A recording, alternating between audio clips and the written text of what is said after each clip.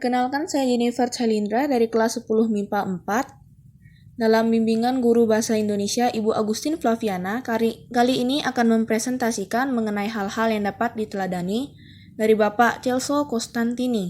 Silahkan menyaksikan video ini.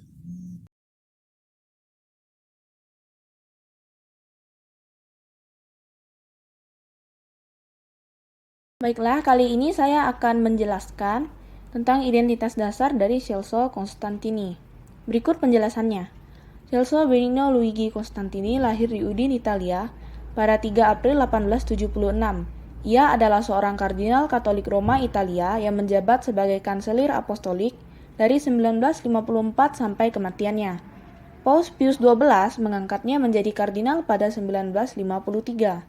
Pada 4 Januari 1927, Konstantini juga mendirikan Kongregasi Ajaran-Ajaran Allah yang beroperasi di Taiwan saat ia bertindak sebagai delegasi untuk Cina. Ia wafat pada tanggal 17 Oktober 1958 pada umur 82 tahun, saat masa sede vacante setelah kematian Pius XII dan juga wafat sebelum konklav berikutnya. Setelah ini merupakan kisah masa kecil dari Konstantini. Silahkan dibaca.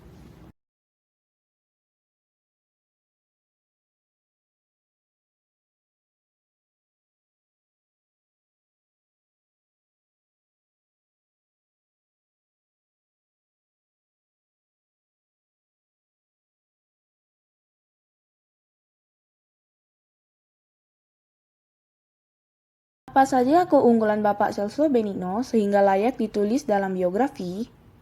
Menurut saya ada beberapa keunggulan yang dimiliki Bapak Celso, yaitu disiplin, iman, dan kepercayaan yang kuat akan Tuhan. Sejak kecil ia dilatih untuk menjadi anak yang saleh dan percaya pada penyelenggaraan Tuhan. Ia juga rajin berdoa rosario sejak kecil. Iman dan kepercayaannya ini terus tumbuh dalam dirinya hingga suatu saat dia merasakan panggilan dalam hidupnya untuk menjadi imam. Setelah melewati berbagai rintangan dan masalah, akhirnya Celso Costantini dapat ditahbiskan di tahun 1899. Lewat pengaruhnya sebagai seorang kardinal, Celso mendirikan kongregasi dan bekerja terhadap banyak karya dalam hidupnya.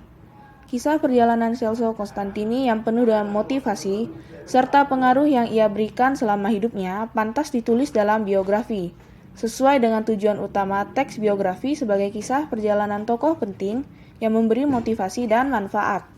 Berikut ini kita akan melihat sikap-sikap apa saja yang pantas diteladani dari Celso Costantini.